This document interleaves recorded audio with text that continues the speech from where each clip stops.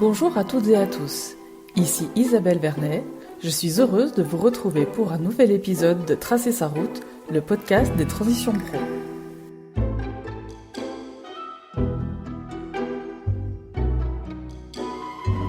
Aujourd'hui, nous retrouvons Olivier. Nous l'avions laissé à la fin du premier épisode, en pleine rupture conventionnelle pour quitter son poste de responsable d'agence d'une entreprise de prothèses orthopédiques, après avoir pris conscience que cette façon de travailler ne correspondait plus à ses valeurs. Nous le retrouvons sur le point de monter un projet à dimension innovante et solidaire.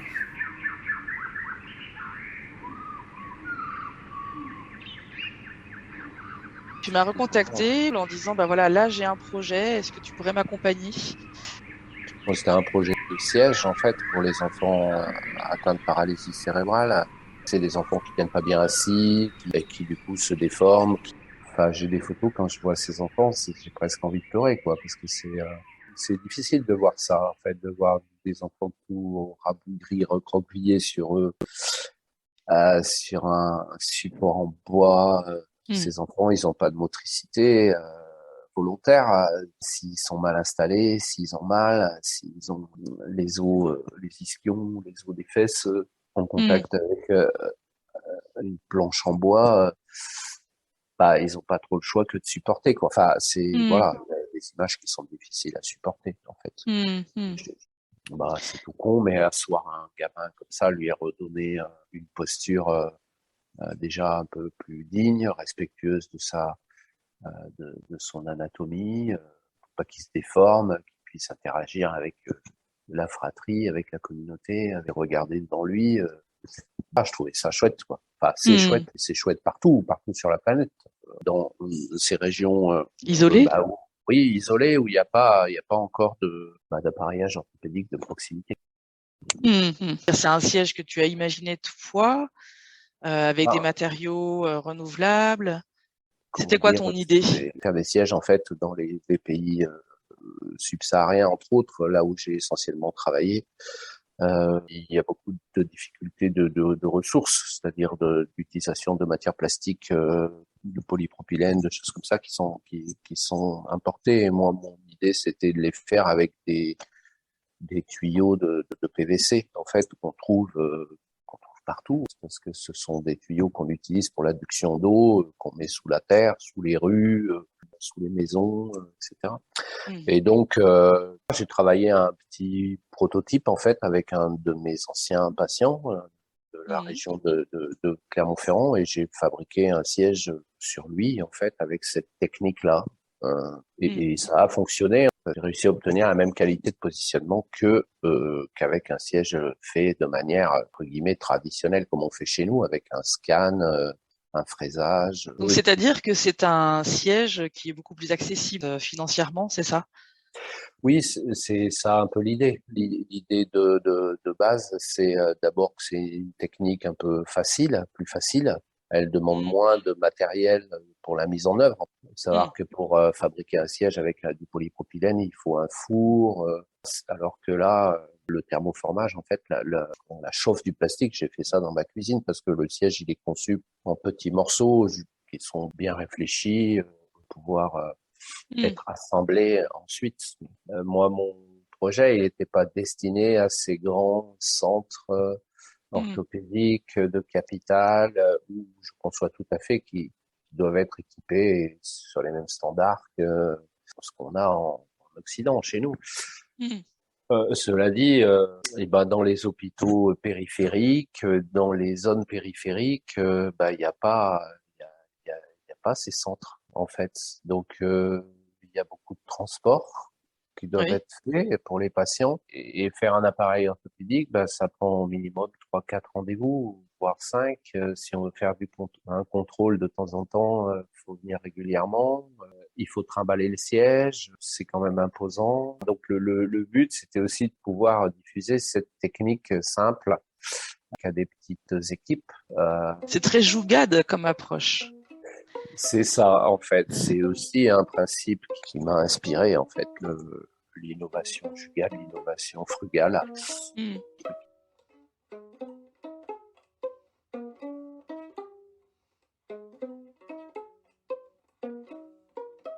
C'est un siège qui s'adapte à la croissance de l'enfant. Oui, il est pas monobloc, il est modulaire. Du coup, oui, on peut l'adapter à la croissance de l'enfant. Donc, c'est plus, comment dire, plus économique dans le sens où, en théorie, ça devrait, en tout cas, durer un petit peu plus longtemps. Et comment ça s'appelle ce siège? Il s'appelle le siège Minani. Minani. D'accord. Minani. C'est du Kirundi, ça veut dire le 8e de la famille. Et ça sonne bien, je trouve. Mhm, mhm. Et donc à ce moment-là, ton idée, c'était de développer une activité autour de ce siège en proposant des formations pour les personnes de terrain. Tu peux nous en dire plus? Oui, c'était ça. J'ai envie de développer en fait la formation à l'appareillage de la station assise de cette façon, d'une façon qui me paraissait plus adaptée à la décentralisation des soins, quoi. Voilà, c'était ça l'idée. Après, je savais pas trop comment. Je sais toujours pas d'ailleurs, mais En tout cas, c'était un projet de te mettre à ton compte en tant qu'indépendant, formateur oui, indépendant. oui, j'avais juste envie d'être le plus libre en fait, et puis oui, d'orienter un peu mon travail comme je le souhaitais en fait. Hmm. De suivre mes propres envies, mes propres réflexions. Et qu'est-ce qui fait que finalement tu es passé à autre chose, que ce projet tu l'as laissé de côté? Qu'est-ce qui s'est passé?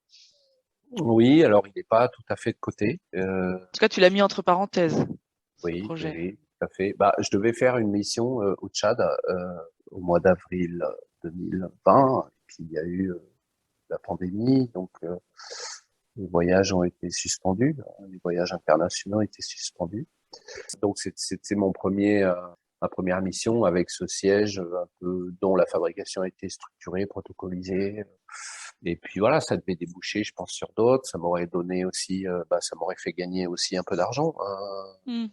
Voilà, j'étais quand même au chômage quand je réfléchissais à ce projet. Hmm. C'était à la suite du premier épisode.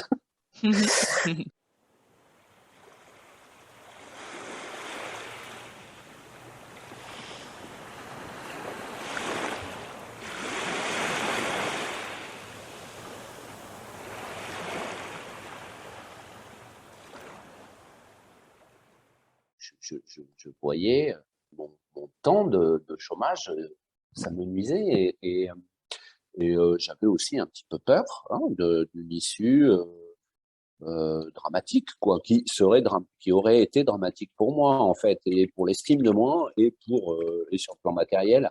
Moi, j'ai pas de filet de sécurité, quoi. Hmm. Hmm. Je suis sans filet.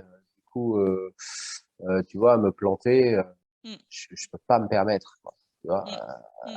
ni pour moi ni pour mes enfants. Donc voilà, et je pense qu'il y a aussi ce côté-là. Bon, après, c'est vrai que je pense que si j'avais fait cette mission au Tchad en avril 2020, ça aurait changé pas mal de choses. Ouais. Mais il y a eu le confinement, en fait, hein. C'est ça qui s'est Et il y passé. a eu le confinement, ouais. Ouais.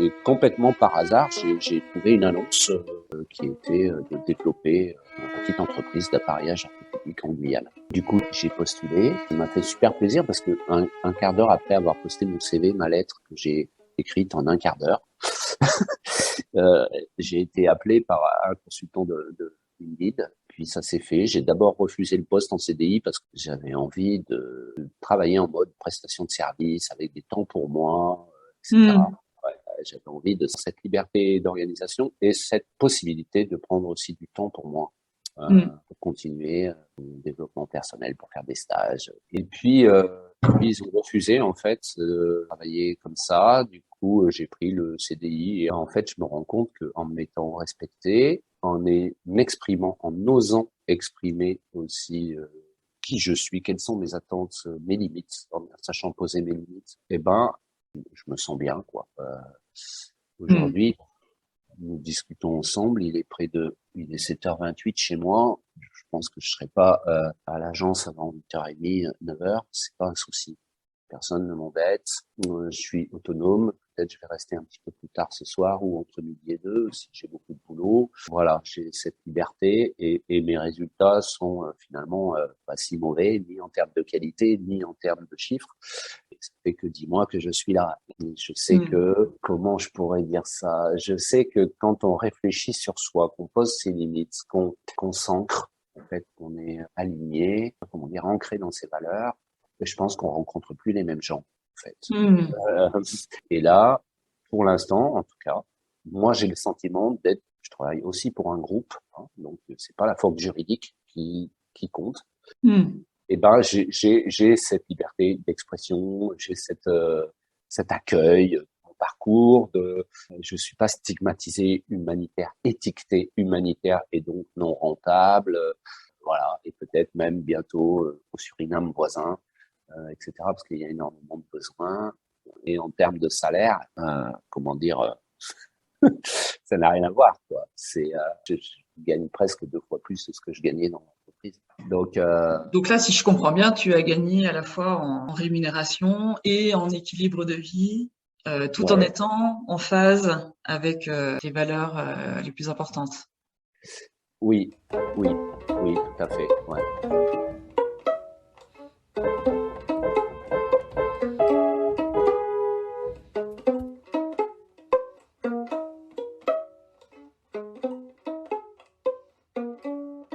Qu'est-ce que tu as le plus aimé dans les accompagnements que nous avons fait ensemble? Je crois que ça m'a redonné un peu confiance, en fait. Ça m'a redonné confiance. Je sais pas comment dire, j'ai basculé, en fait, petit à petit, hein, pas brutalement, mais j'ai basculé d'une position où je me sentais un peu nul, ne pas avoir réussi, etc. dans l'expérience précédente à la prise de conscience que finalement il y avait aussi dans toutes ces expériences, dans toute cette réflexion, dans mes valeurs, dans mon histoire personnelle, une immense richesse en fait, et j'ai juste utilisé du coup à travers cet accompagnement repris beaucoup de confiance, d'assurance. Et c'est aussi ce qui me permet aujourd'hui d'avancer tel que j'avance sur ce poste et peut-être demain sur ce projet ou sur un autre.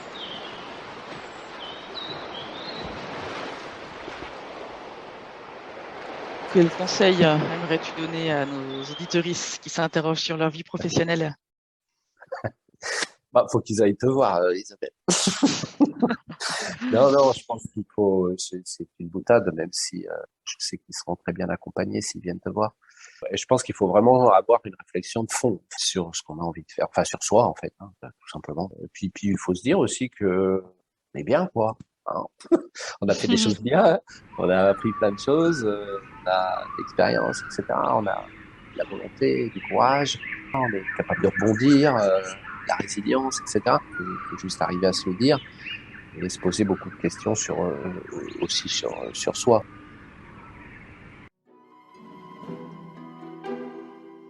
Eh ben, merci Olivier.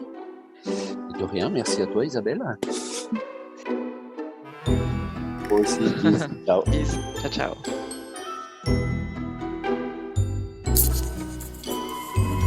Merci beaucoup à Olivier. Sachez que vous pouvez soutenir le projet de siège Minaani sur lequel Olivier continue de travailler. Si vous avez des compétences techniques en kiné ou orthopédie, en recherche de fonds ou tout simplement en apportant un soutien financier, vous pouvez contribuer au développement de ce projet solidaire en direction des enfants atteints de paralysie cérébrale. Laissez un commentaire sous la vidéo ou contactez-moi pour vous mettre en relation avec Olivier. Merci à tous d'avoir écouté Tracer sa route, le podcast des transitions pro. Vous pouvez vous abonner à la chaîne YouTube et retrouver toutes les infos sur mon site Appel d'Air, www.appeldair-bilan.fr. À bientôt!